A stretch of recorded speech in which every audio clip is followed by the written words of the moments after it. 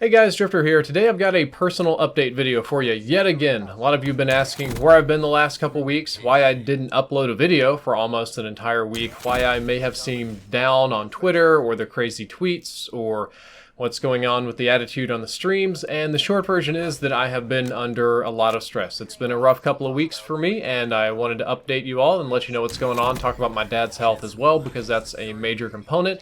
But let's do the short version. In the last month, I have done a lot of traveling. Approximately a month ago, I went to Gamescom Germany for a little over a week, which was a fantastic trip. Loved it, did a lot of Battlefield stuff, but I kind of fell off a piece of playground equipment and hurt my back again. Yay me, I'm brilliant, but that's okay. Come back home, get to rest for a few days, go to COD XP. COD XP was fantastically fun. Loved it, had a great time, except I got shot in the wiener by a paintball. Yay me. I used testicles, actually.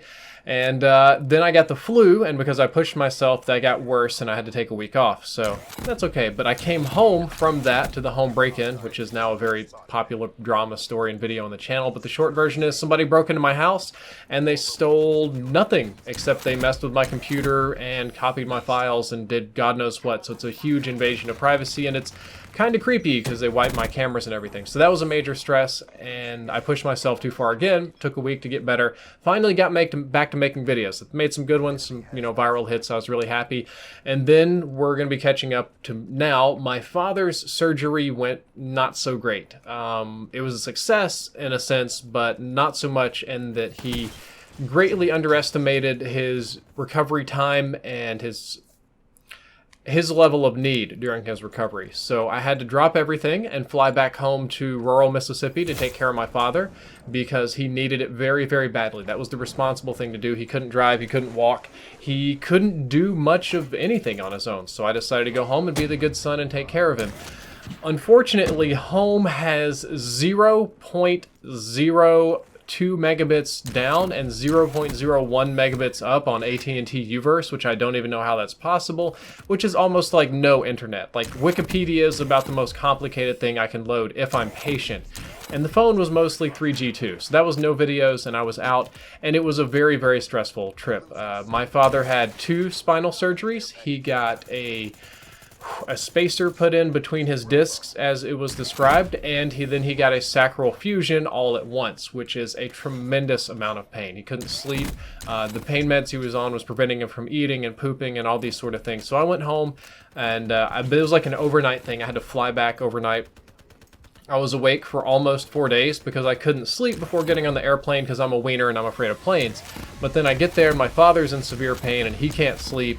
And I ended up staying up for like 3, almost 4 days with maybe short naps, just taking care of him, doing the home health nurse thing, and then ended up staying about another 4 days to take care of a multitude of other things that you need when you're sick. Cooking, cleaning, driving, wound changing, communication. You gotta, he's kind of out of his mind on painkillers and tiredness, so I had to be the brain of the operation as well.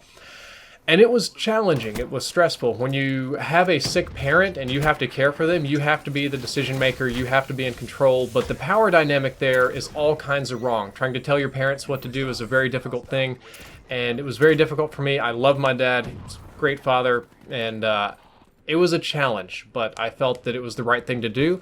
But the town was also very stressful too. So you can see I was completely super stressed out when I came back. So I took almost another week off just to catch my breath, just to rest, to kind of get my wits back about me.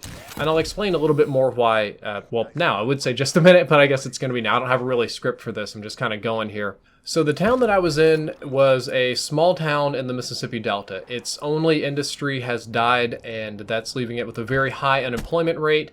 And because of that, it's become significantly less safe. It's kind of become a reverse sundown town. It's not a great place to be at night.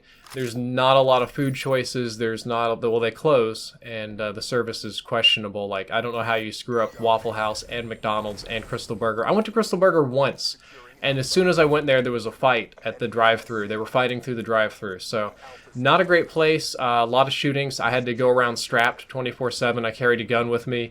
Anytime I went out during the night or just went to bed in general, because there's a lot of break-ins in the neighborhood. My father's car and house and my grandmother's house where I was staying. So lots of stress, worried about getting shot, and where it gets really crazy is I had these crazy dreams that really worried me a lot.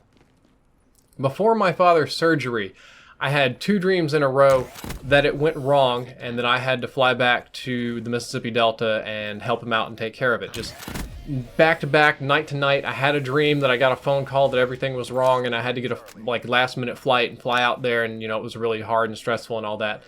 Same dream 2 nights in a row.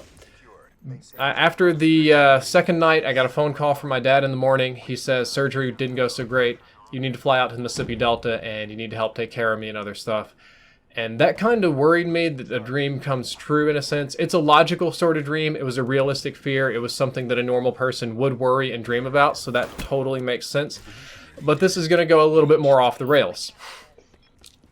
I'm smiling just because I'm trying not to feel as crazy as this sounds.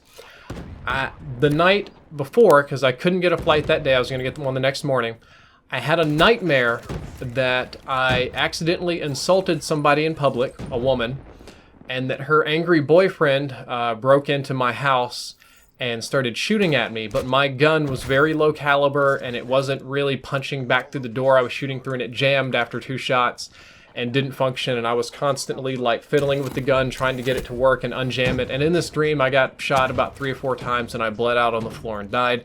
Very unpleasant. Woke up not feeling great, especially with the dread of the airplane and this other stuff. Okay, so I get to town and my father has purchased 2 pistols. He has a Colt match target, I think it is, a little 22 LR, and a Diamondback DB9 9mm.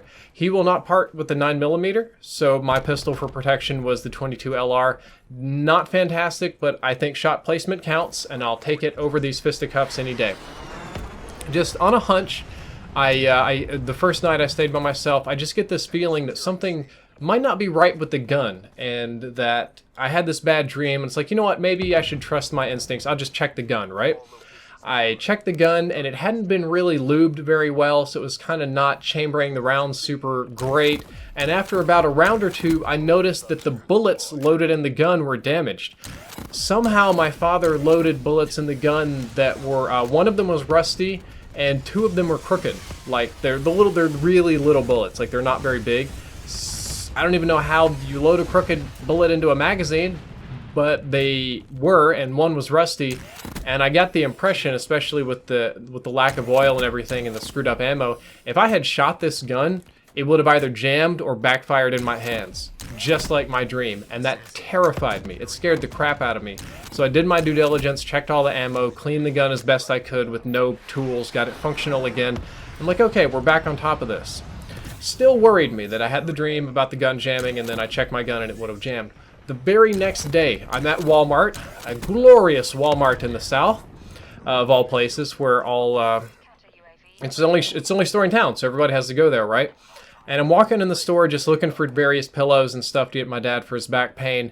And as I'm walking, I see one of the people from my dream that I insulted and that would later come by and kill me walk right past me in the grocery store, just minding their own business. And I realized, holy shit, the other part of the dream wasn't the gun jamming, it was that I insulted somebody in public and they got mad and came shoot me up the next night. And I saw that exact same person. I had no idea who they were. No clue. Just saw them though, walking across. And you know what I thought to myself? It's like, well, they're going this way. I'm gonna go this way over here and mind my own damn business and not say a word.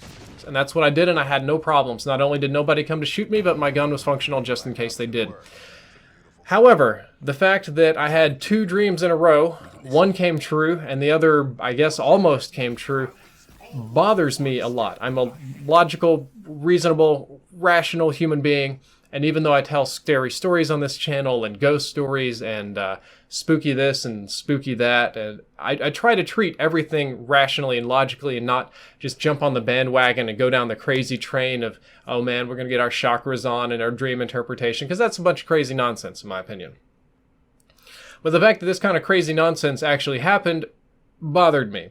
So not only was the trip difficult, that scared the ever-living hell out of me, and I've just been kind of wrecked. All the travel, the health issues. I hurt my shoulder too, like a genius. I've got balls, back, shoulder, flu, the crazy stuff in Mississippi. I was just completely worn out and exhausted. So I chose not to make videos, basically. That's my personal update. I took a week off for me time, not to do much of anything but sit around the house and watch Luke Cage, eat junk food, have a little fun, pet the dogs, play Pokemon. I really felt that I needed that. I feel tremendously better now, a lot less stressed, a lot less depressed, a lot less going on for me to worry about. So I'm going to get back on top of things. You're going to see a lot more videos coming in the future. I'm not sure if I'm going to upload this before or after the Black Ops 3 post-mortem. I might actually do it after, so I recorded at the same time, so don't worry about it. But yeah, it's been kind of crazy, and as for plans for the future, I am doing Modern Warfare Remastered In-Depth for multiplayer. That's coming, so COD 4 In-Depth is coming, because I never did that to begin with. Infinite Warfare In-Depth is coming. I, of course, will be doing more Overwatch In-Depth whenever I quit being lazy and get back to it. I'll be streaming all of these games. I'm also going to be doing Battlefield 1 streams and content, Titanfall 2 streams and content, and finally, a big one for me is I'm doing PlayStation VR. PlayStation VR is the easiest VR to set up. It's the most approachable and by far the easiest to stream, actually, because every game has the dedicated social screen. So I'm going to set up and I'm going to do a lot of PlayStation VR streams. I'm going to pump a lot of my own money. I might build a VR space into the house here to make something really nice because I believe in the future of VR. I believe we're in phase 1 of VR and I think phase 2, 3, 4 is going to be amazing. So I'm going whole hog on this and I'm going to have fun with it. And guys, I hope you enjoyed this personal update. I hope you enjoyed everything else going on here in the channel, and if you did, don't forget to like, favorite, and subscribe. Drifter out.